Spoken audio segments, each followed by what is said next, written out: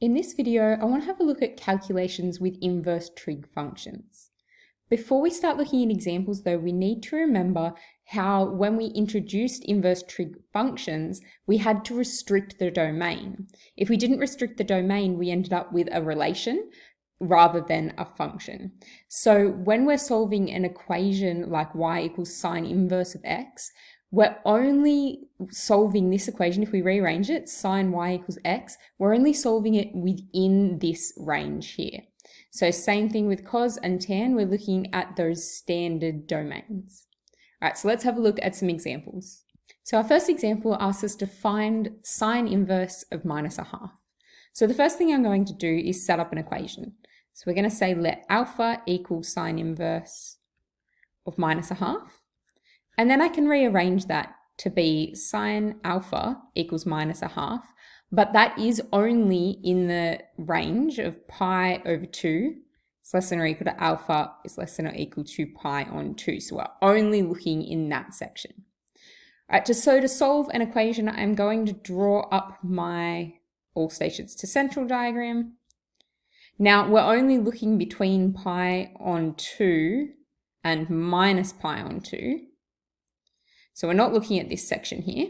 We're only seeing if it's in the first or the fourth quadrant. So we're either going up to pi on 2 or down towards minus pi on 2. Now, because sine is negative, we are going to be looking in this fourth quadrant here. And this is going to be our alpha here. Now, we know from our exact values that our related angle for a half will be pi on 6.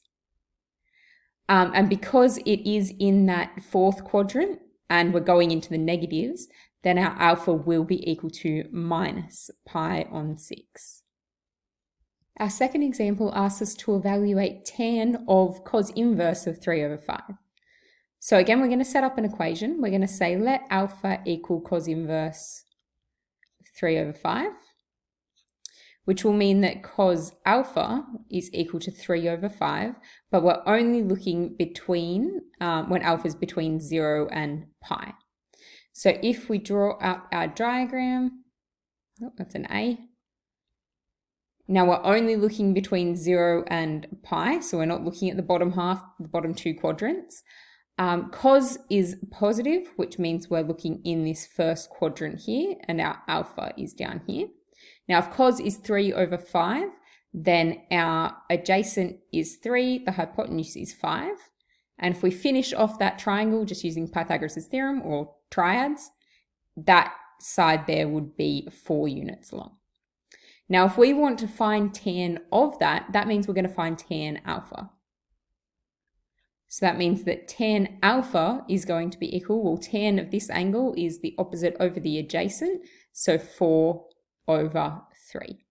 All right, so that's having a look at some calculations with inverse trig functions.